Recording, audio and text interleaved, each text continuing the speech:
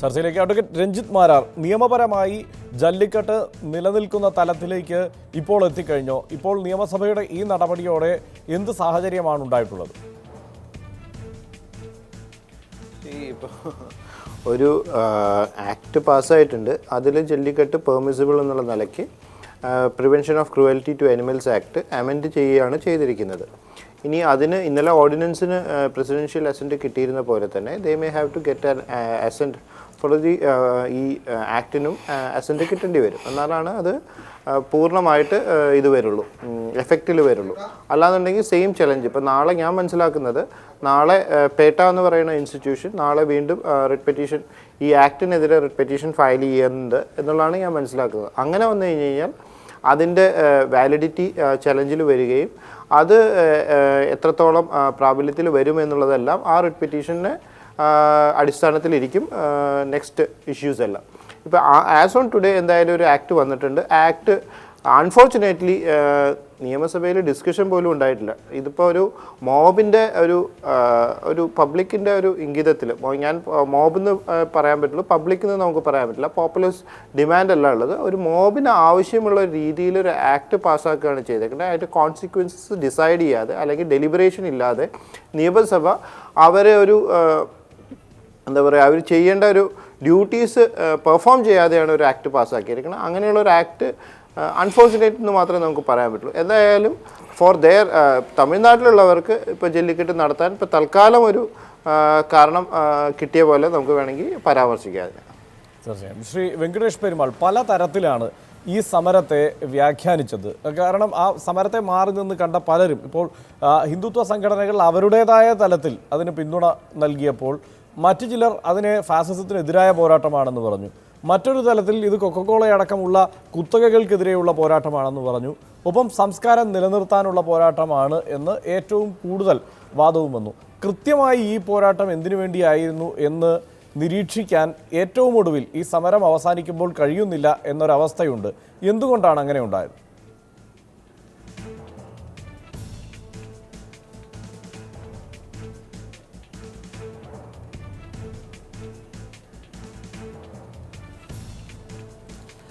കാരണം ഈ മറ്റന്നുള്ള ഈ മെറിന ബീച്ചിൽ അസംബിളായ ഈ തിരക്കും ഈ കൂട്ടം എല്ലാം ഉണ്ടായത് തന്നെ ഇത് കാലക്രമേണ അവരുടെ മറ്റേ ജല്ലിക്കെട്ടിന് വേണ്ടി പോരാടിക്കൊണ്ടിരുന്ന ജല്ലിക്കെട്ട് മധുരയിലിരുന്ന അവരെല്ലാവരും ചേർന്ന് വന്നിട്ട് അതെല്ലാം കൂടെ ചേർന്ന് മറ്റേ ജല്ലിക്കെട്ട് ഇല്ലാണ്ടാവുകയും അങ്ങനെ വരുന്ന അങ്ങനെ ഒരു ഫീൽ വന്നപ്പോൾ എല്ലാവരും കൂടെ ചേർന്ന് വാട്സാപ്പ് സോഷ്യൽ മീഡിയയിലൂടെയും എല്ലാം ചേർന്ന് വന്നിട്ട് പെട്ടെന്നുള്ള പോരാട്ടമായിരുന്നു. ആരും പ്രതീക്ഷിച്ചില്ല ഇത് ഇത്ര ദിവസം നിൽക്കുമെന്നുള്ളതും ഇതിന് ഫലവത്തായ ഒരു ഫലമുണ്ടാവും എന്നുപോലും ആരും വിശ്വസിച്ചിരുന്നില്ല. പക്ഷേ ഇന്ന് എൻ്റെ എന്താ വെച്ചാൽ ആറാമത്തെ ദിവസം മെറിന ബീച്ചിൽ അവർക്ക് സർക്കാർ വഴങ്ങി. കാരണം ഇത്രയും കൊല്ലം പോരാടിയിട്ട് 4 കൊല്ലമായിട്ടും ഒന്നും നടക്കാണ്ട് അവസാനം ഇപ്പോൾ സർക്കാരിൻ്റെ വക അവർക്ക് വേണ്ടി ഒരു ഓർഡിനൻസ് കൊണ്ടുവന്നു. അത് പാസ്സാക്കി ലോ ആക്കി മാറ്റി. എന്നിട്ട് ജല്ലിക്കെട്ട് നടക്കാൻ പോണ് എന്ന് ഇപ്പോൾ പ്രഖ്യാപനം ഉണ്ടായി. അലങ്കാനൂരിൽ ഫെബ്രുവരി 1-ാം തീയതി നടക്കാൻ പോകുന്നുണ്ട്. ഇതുകൊണ്ട് ഇതിന്റെ പുറകിൽ ആരാണ് അവസാനം വരെ പറഞ്ഞില്ല. പക്ഷേ അതിനുള്ളിൽ ജല്ലിക്കെട്ടിന് വേണ്ടി താല്പര്യമുള്ള പല കക്ഷികളും ഉണ്ടായിരുന്നു. എല്ലാവരും സംഘടിതമായി ഈ സോഷ്യൽ മീഡിയയിലൂടെ സംഘടിതമായി എല്ലാം ചേർന്നതാണ് എന്നുള്ളതാണ് ഇപ്പോൾ കാണാൻ കഴിയുന്നത്. തീർച്ചയായും. പക്ഷേ എനിക്ക് തോന്നുന്നു ഞാൻ ചോദിച്ച ചോദ്യത്തിലേക്ക് നമുക്ക് കുറച്ചുകൂടി വ്യക്തതയോടെ ഈ ചർച്ചയുടെ തുടർച്ചയിൽ വരാം എന്ന് കരുതുന്നു. ശ്രീ എം ജെ ജേക്കബ്, എന്തായാലും കാക്കൂർ കാളവയൽ ഏറെ പ്രശസ്തമായിരുന്നു. അതിനെ ആ നിലയ്ക്ക് പ്രശസ്തമാക്കിയതിൽ വലിയ പങ്കുവഹിച്ചിട്ടുള്ള ഒരാൾ കൂടിയാണ് താങ്കൾ. അത് ഈ നിലയ്ക്ക് വലിയ ഒരു പീഡനമൊന്നും മൃഗങ്ങൾക്ക് നേരിടേണ്ടി വരാത്ത സാഹചര്യത്തിൽ നടന്നു വന്നിരുന്ന ഒന്നാണ്.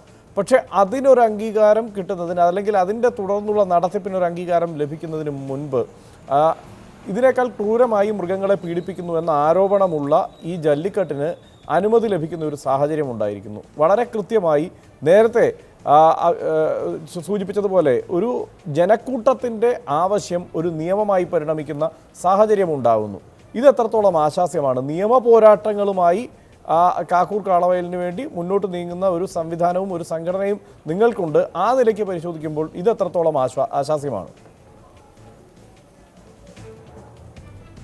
അല്ല, തീർച്ചയായിട്ടും നമ്മൾ ഈ കാര്യങ്ങളെ കാണുമ്പോൾ ഒരു ജനതയുടെ മനസ്സിൻ്റെ ഒരു വികാരമുണ്ട്. ആളുകൾക്ക് ഒരു പൗരാണികമായ നമ്മുടെ സംസ്കാരത്തിൻ്റെയും അതുപോലെ തന്നെ ഒരു കീഴ്വഴക്കങ്ങളുമൊക്കെ നമ്മൾ മാനിക്കേണ്ടതായിട്ടുണ്ട്. ഇത് തമിഴ് ജനതയുടെ ഒരു വികാരമാണ്.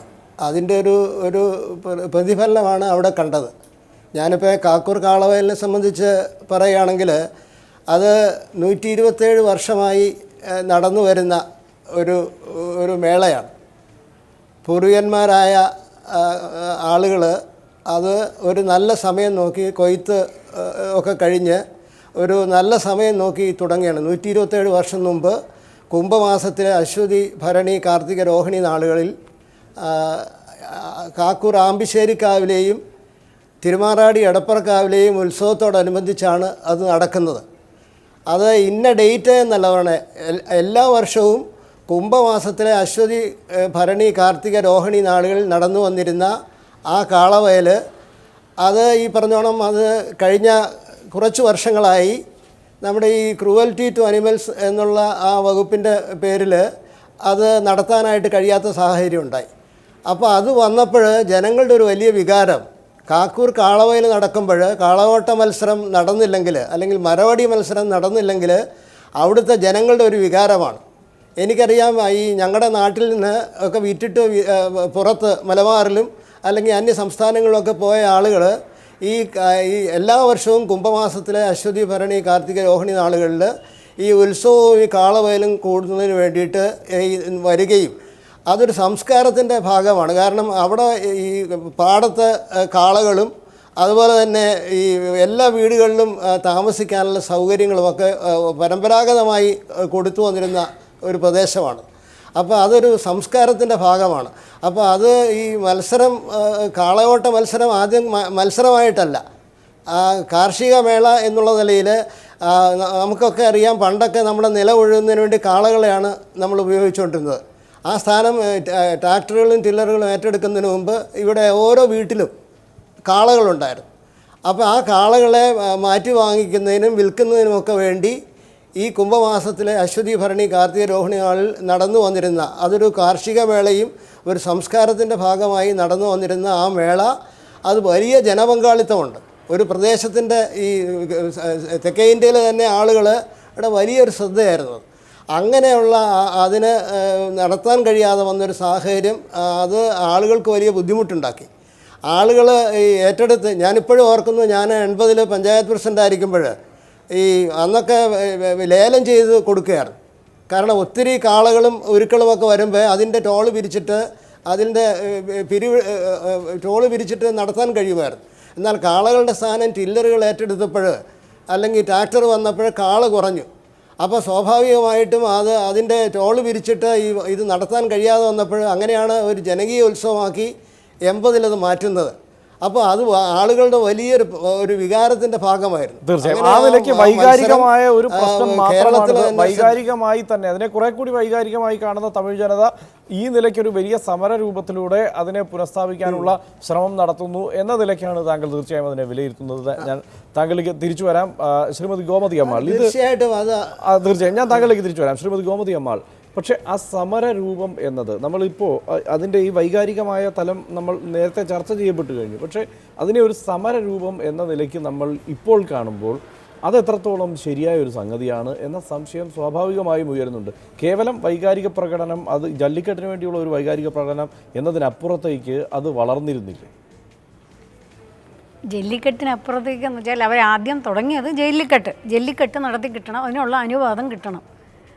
അത് മോബിൻ്റെ കൂടെ വന്നപ്പോൾ ഈ കുട്ടികളെ കൊണ്ടുവന്ന ഈ രാഘവ ലാറൻസും മറ്റേ ഇയാൾ ഹിപ്പാപ്പ് ആദി അവരെല്ലാം ഉദ്ദേശിച്ച ലക്ഷ്യം ഇത് മാത്രമായിരുന്നു, ജല്ലിക്കെട്ടിന് വേണ്ടിയുള്ള അനുവാദം ലഭിക്കുക.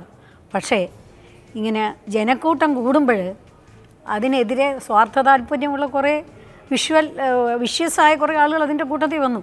പലർക്കും പല ലക്ഷ്യമല്ലേ. ഈ ഒരു ജനക്കൂട്ടത്തിൻ്റെ ഇടയിൽ വെച്ച് അവരുടെ സ്വാർത്ഥ താല്പര്യങ്ങൾ, അതായത് ഗവൺമെൻറ്റിനെ എതിർക്കുക, സെൻട്രൽ ഗവൺമെൻറ്റിനെ എതിർക്കുക, അങ്ങനെ പല ലക്ഷ്യങ്ങളുള്ളവരും കൂടെ ഇതിൻ്റെ കൂടെ ചേർന്നു. അതുകൊണ്ടാണ് പിന്നെ നമ്മുടെ ദേശീയ പതാക കത്തിക്കൽ, നരേന്ദ്രമോദിയെ ചീത്ത പറയൽ, പന്നീർശെൽവത്തിനെ ചീത്ത പറയൽ, ബാക്കി ഒരുപാട് പ്രശ്നങ്ങൾ അവരെ ഉന്നയിച്ചു. ആക്ച്വലി ഇത് തുടങ്ങിയ കുട്ടികളുടെ മനസ്സിൽ വിദ്യാർത്ഥികളുടെ നേതാവായിട്ട് രാഘവ ലോറൻസ് തുടങ്ങിയപ്പോഴേ ലോറൻസിൻ്റെ മനസ്സിലൊക്കെ ഉണ്ടായിരുന്നു ഇത്. ലോറൻസ് അത് തിരിച്ചെന്ന് പറയുന്നുണ്ടായിരുന്നു. ഞാൻ തമിഴ് ചാനലെല്ലാം നോക്കി, അതിൽ പറഞ്ഞുകൊണ്ടിരുന്നത് ഇത് മാത്രമാണ്, ഞങ്ങൾ ഉദ്ദേശിച്ചത് ഇത് മാത്രമാണ്, ഞങ്ങളുടെ ലക്ഷ്യം ഇത് മാത്രമാണ്, അതുകൊണ്ട് ദയവ് ചെയ്ത് നിങ്ങൾ ചീത്ത പറയരുത്. നരേന്ദ്രമോദിയൊക്കെ ചീത്ത പറഞ്ഞപ്പോൾ ലോറൻസൊക്കെ അവരോട് കെഞ്ചി പറഞ്ഞു, നമ്മളുടെ ലക്ഷ്യം ഇത് മാത്രമാണ്, അതുകൊണ്ട് നിങ്ങൾ വേറെ ഒന്നിലും പോകരുത്. പക്ഷേ ഇത്രയും ജനക്കൂട്ടം ഇങ്ങനെ കൂടി വരുമ്പോൾ സ്വാഭാവികമായിട്ടും അവിടെ എന്തെങ്കിലും ഒരു അനിഷ്ട സംഭവത്തിൻ്റെ ഇതുണ്ടാകുമോ എന്ന് ഒരു ചെറിയ ഭയം എൻ്റെ മനസ്സിലുണ്ടായിരുന്നു. ഇത് കാണുമ്പോഴൊക്കെ അയ്യോ ഇത്രയും ആൾക്കാർ കൂടുന്നുണ്ടല്ലോ, ദൈവമേ ഈ കുട്ടികളൊക്കെ നന്നായിട്ട് പിരിഞ്ഞു പോകണേ, അവരുടെ ലക്ഷ്യം നന്നായി വരണേ, അവർക്ക് ജല്ലിക്കെട്ടിനുള്ള അനുവാദം കിട്ടണേ എന്നൊക്കെ ഞാനിങ്ങനെ പ്രാർത്ഥിച്ചുകൊണ്ടിരുന്നപ്പോൾ ഇന്നിതാണ്ട് അത് പ്രശ്നങ്ങളാവാനുള്ള കാരണം ഈ സാമൂഹ്യ വിരുദ്ധർ അതിൻ്റെ അകത്ത് കയറി. അത് കയറിയപ്പോൾ അത് മാത്രമല്ല, ഗവൺമെൻറ്റിൻ്റെ സക്രിയമായ ഒരു ഇടപെടൽ ഇതിലുണ്ടായില്ല. അത് നമ്മൾ പറഞ്ഞേ പറ്റൂ. അത് നേരെ മറിച്ച് ഇപ്പം ജയലളിതയായിരുന്നു ഇവിടെ ഭരിച്ചിരുന്നെങ്കിൽ ഈ ഒരു സീൻ ഉണ്ടാവുകയില്ലായിരുന്നു. ജയലളിത ആദ്യം ഇങ്ങനെ ഒരു ആൾക്കാരിങ്ങനെ വിദ്യാർത്ഥികളിങ്ങനെ കൂടാൻ തുടങ്ങുമ്പോൾ തന്നെ, കാരണം ജയലളിതയ്ക്ക് കമാൻഡിങ് പവറുണ്ട്. ജയലളിതയോട് തമിഴ്നാട്ടിലെ ജനങ്ങൾക്ക് വൈകാരികമായ ഒരു അറ്റാച്ച്മെൻ്റ് ഉണ്ട്. അമ്മ എന്നുള്ള ആ സ്ഥാനത്താണ് അവർ ജയലളിതയെ കണ്ടുകൊണ്ടിരുന്നത്. അപ്പോൾ അതുകൊണ്ട് തന്നെ ജയലളിത ഇങ്ങനെ ഒരു മൂവ്മെൻറ്റ് ഉണ്ടാകുമ്പോഴേ ജയലളിത അറിയും, അതിനുവേണ്ട കർശനമായ നിയന്ത്രണം എടുക്കും. പക്ഷേ ഇവിടെ ഇപ്പോൾ നല്ലൊരു ഗവൺമെൻറ് ഇല്ല. പന്നീർശെൽവം കഴിവില്ലാത്ത ആളാണ്.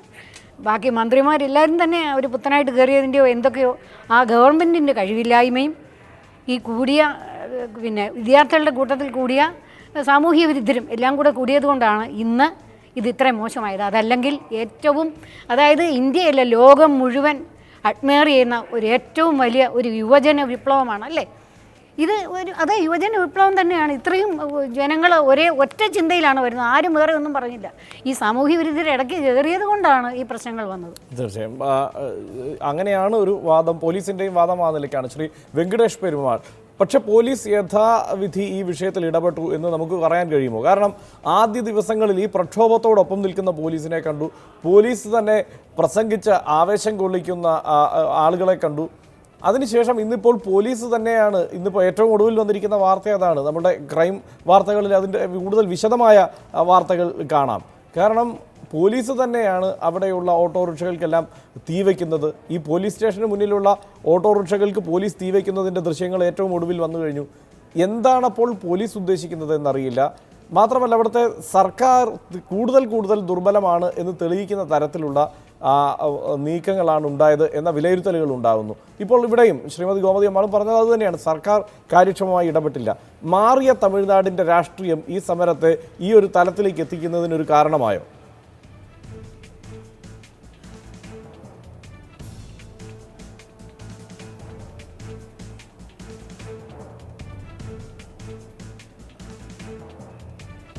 സത്യം, തീർച്ചയായും ഇതായിരുന്നു